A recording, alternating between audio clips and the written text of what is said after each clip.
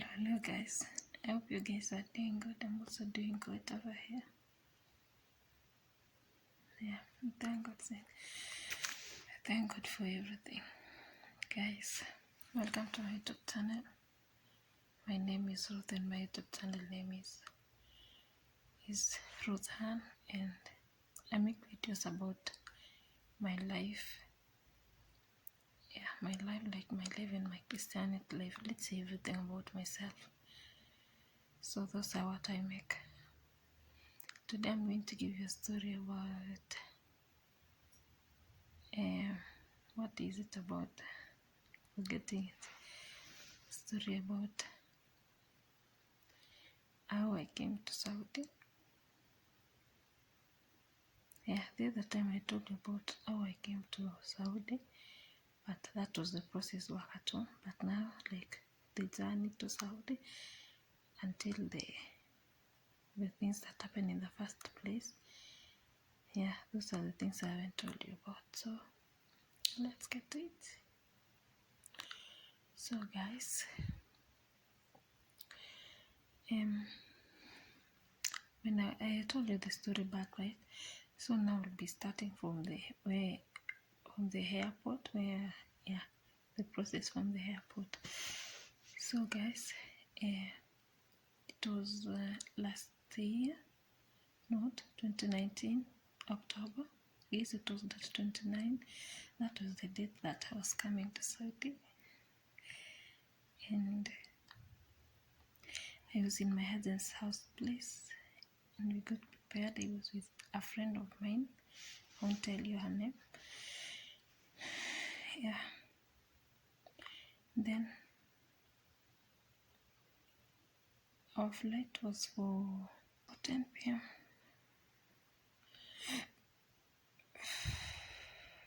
Our flight was for 10 p.m.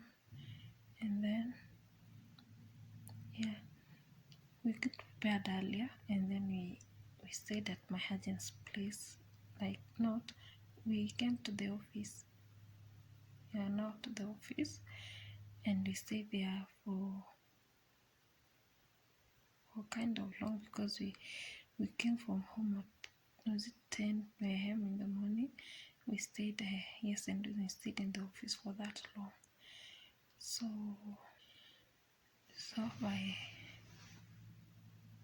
we were supposed to be at the airport at 7. Yeah, which it didn't really happen.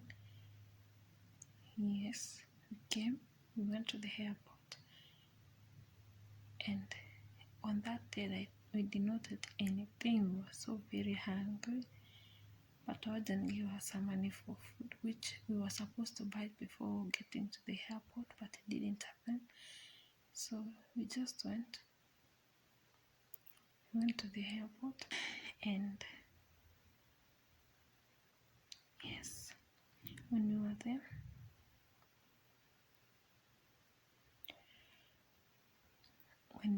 it was time to board the plane.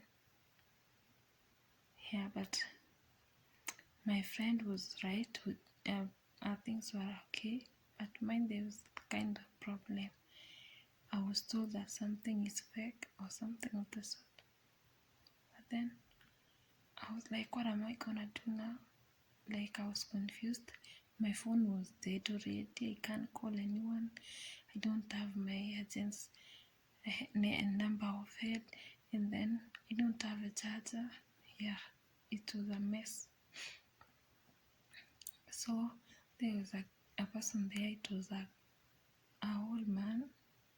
Yeah, it was an old white man. I asked him for a charger, and he gave me. So I charged my phone, and after some time, it was almost full. My phone battery was bad, and then after some time, it was almost full. So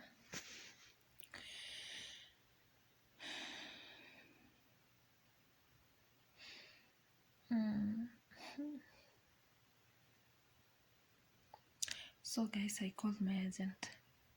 So when I called my agent, I told her everything. Imagine it's almost time for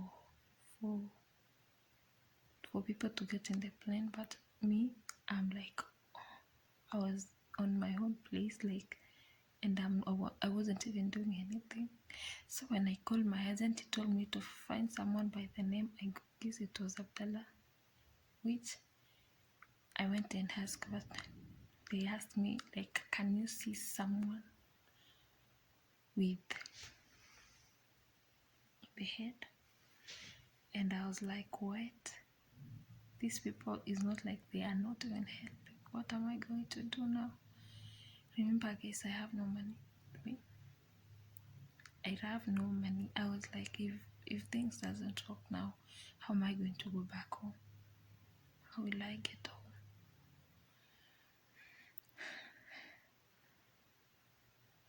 But then all of a sudden there was this man. He came and called me and he was like, let me just give you a chance because you're going to you're going to work over there. And then that was it. The problem vanished. So guys, after that we went to this we went to the plane, and we flight. Like, it was my first time on a plane. I've never been in a plane before. And like, when the plane was starting, I was like, am I leaving Kenya? Am I really moving away from my country? How is life going to be? Now guys, like, I was in the plane and I'm like, did I even really make the right decision coming to this country? What is going to happen to me? That country, I know that it's a terrible country. And guys, like, there was a lot of bad thoughts coming off of my mind. Like, I don't know why. I was so scared at time. Like, I was like, God, if you just let me be, I don't know. I don't know what my life is going to be over there. But you are the only family I'm going to have because I have no one else to. Who am I going to be telling my problems? Even if I tell my family, they are not going to help me. And first of all, guys, I was like so scared. Like, if something happens to me, I was just not going to call my family because in the first place they had told me don't go there. So you can imagine, like, telling those kind of people, like, I did this, that something like this happened. So I was so scared, and I was like, I can make someone even get sick. Like, you can imagine telling my mom, like, something like this and this and this happened. It was hard. So I was like, God, you are now going to be my only family. If you don't protect me, no one else is going to do that. I give you myself. I belong to you, and I'm your daughter, and no, you are the only family I'm going to have in that country. Remember, I have no one there. I know no one. You are the only one I know. So guys, I came and we were at Riyadh airport. Not first of all, we came to Dubai. Before getting to Riyadh, we went to Dubai. We got to Dubai, it was 3 p.m. in the morning, and our plane was supposed to be going at 7 p.m. So you can imagine. And remember, we hadn't eaten anything from home. We were so hungry, though we had at the plane. Like, that was like a good thing. And now we were like waiting for the food at the plane from now that, like, the entire day we didn't eat anything. We were so hungry, so very hungry. And who are you going to tell that I'm hungry and I need food? Like, you guys, you don't know anyone. So we just sat there at 2 p.m. Yeah, 2 p.m. We start now a process of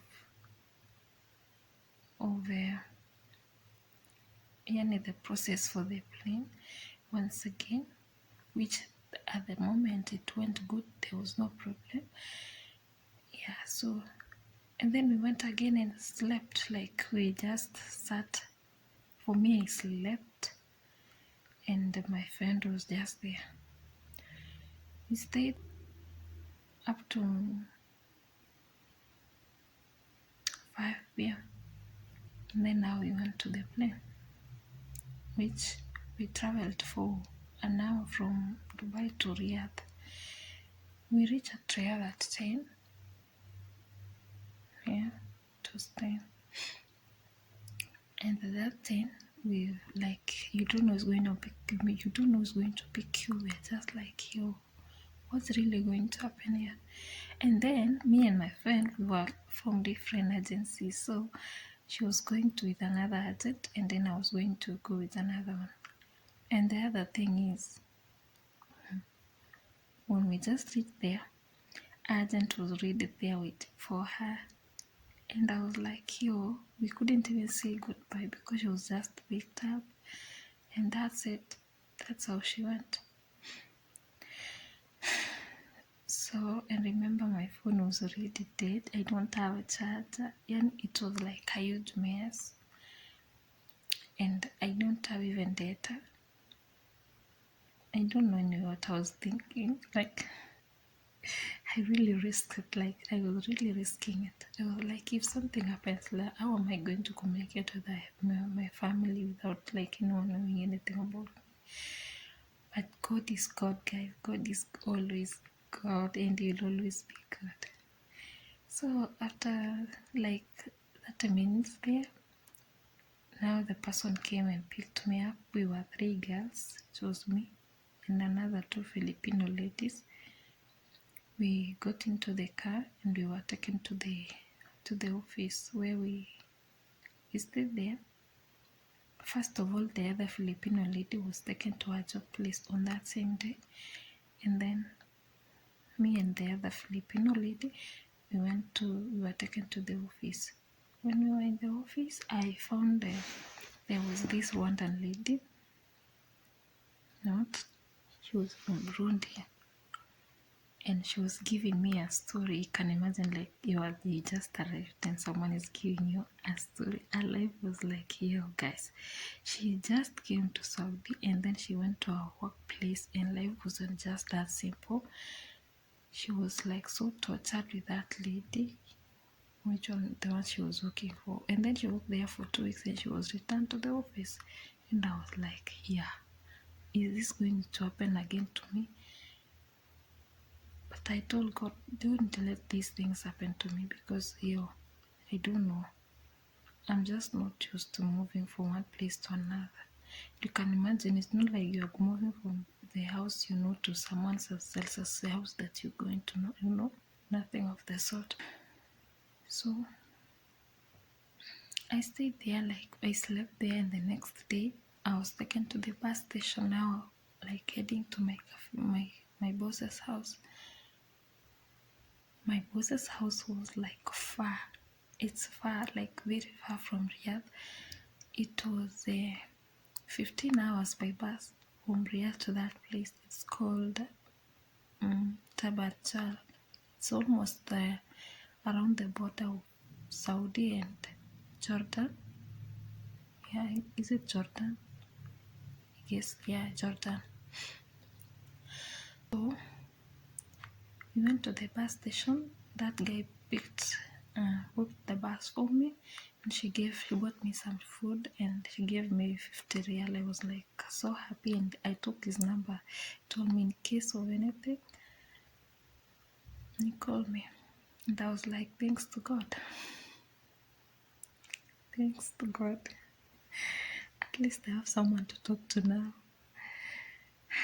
I feel like at least that I feel like I guess like it's good, a good thing that I have someone who's I'll be calling and I need some help. So guys, I stayed at the bus station, and at 5 p.m. I now started the journey to Riyadh to Tabarjal. And in that bus there was 2 drivers, and they were so good people. They were Indians. Yeah, both of them were Indians. I also took their numbers. Yeah, I took their numbers. So we traveled to my Kafil's house. So when I reached there, I was like, I just reached there and they were already there. They were waiting for me. I didn't even wait for a moment. And they picked me.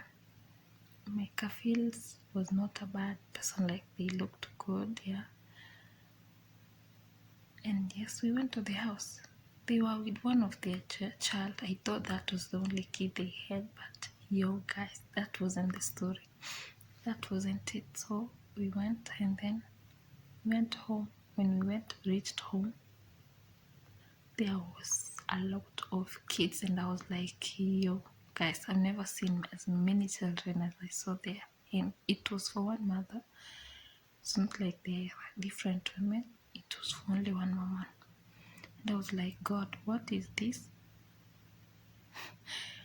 But you can't ask questions like how or not are you going to ask questions? Remember, in my country, people give birth very small, a little children, like 1, 2 to 3, if they are a lot, maybe 4. That's what I know. According to the place I live, I don't know some other parts of Kenya, but I know Kenyans doesn't really give birth to a lot of children. It was long ago to our granny's time, like they used to give birth to almost 8 kids, 10, like that. But nowadays people give birth to only kind of 2 kids, 3 kids, yeah. And I was like, yo. So on that day, I reached there and then I stayed. I was given tea and bread. First of all, they brought me like black tea, and I was like, what the hell is this? How can I? Why are they giving me black tea? Wait, I didn't know that in this country, people don't drink like milk tea, they drink black tea.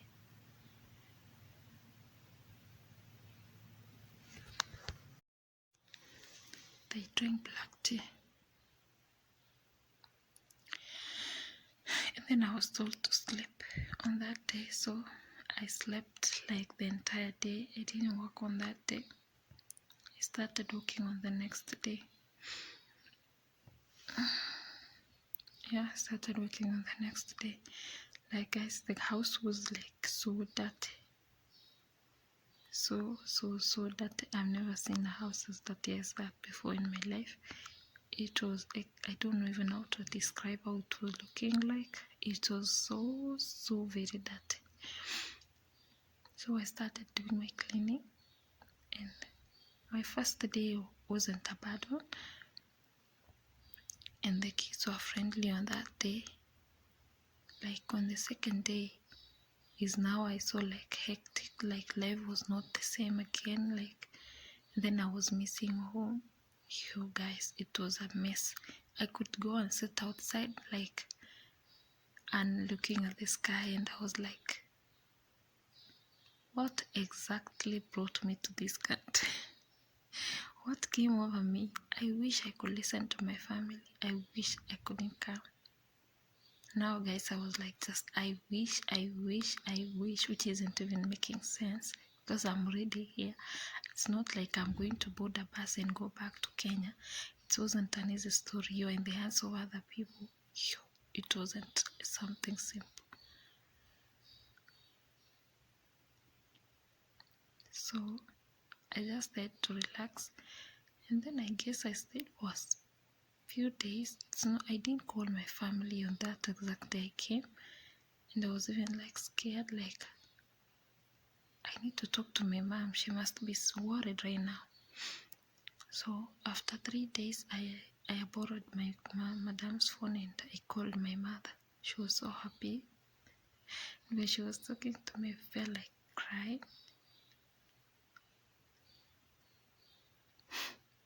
I felt like crying, guys. Like, yo, I was feeling so terrible. Like, I wish I was with my mom. I was missing her, like, seriously. When you're at home, even when you are far away from your family, at least you can call them. Here, it's not like you're going to be calling them. There wasn't no Wi-Fi in that place. Life was just a horrible one, and it was just disgusting for me. I never enjoyed a single thing. And then, to make it worse, I got sick. I had some tonsils that was yuck. It was disgusting, like terrible. And I really got very sick. And then I told my madam that I'm sick. And she was like, she gave me Panadols, and she was like, after 5 minutes, she was like, are you okay? And I was, is she okay? You asking me if I'm okay? Just took my medicine 5 minutes ago, and you're telling me if I'm okay.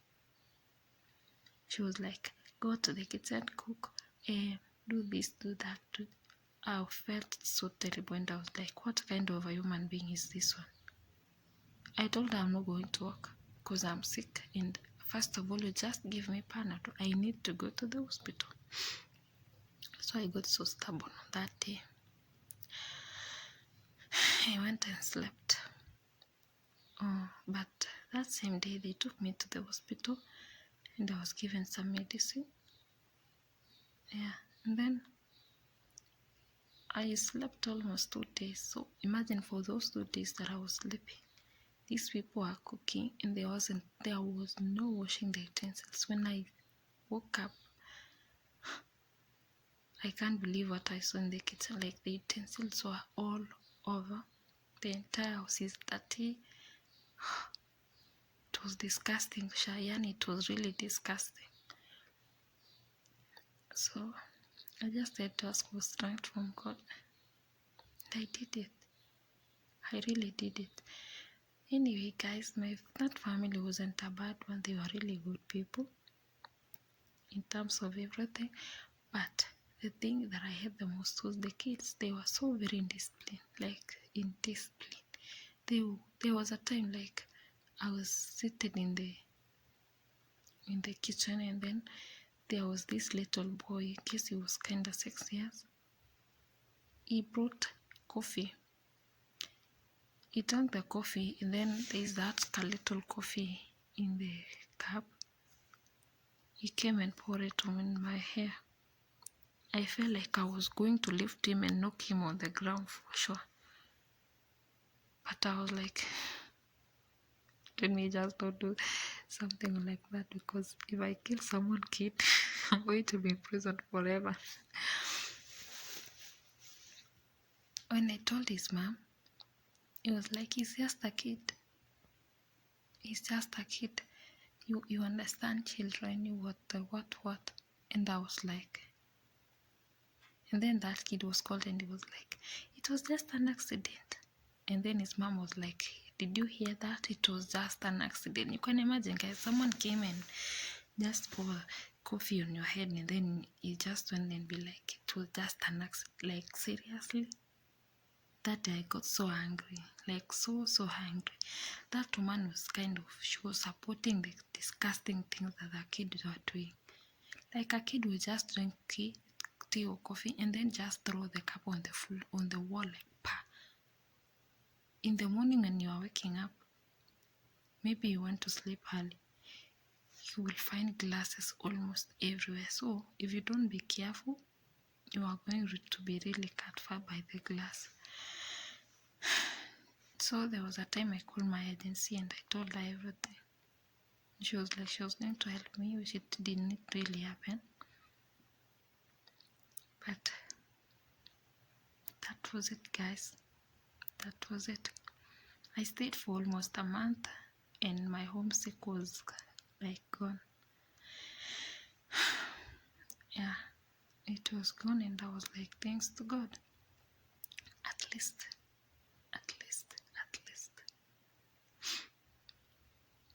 So, guys, that's my story for today. I hope you enjoyed it.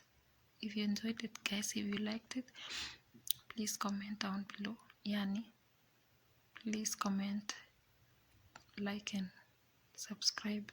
And also don't forget to click on the notification bell, so that whenever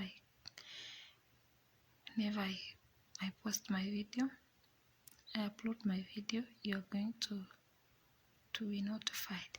Guys, thank you so much for watching. Take care of yourself. I love you and God loves you. Bye.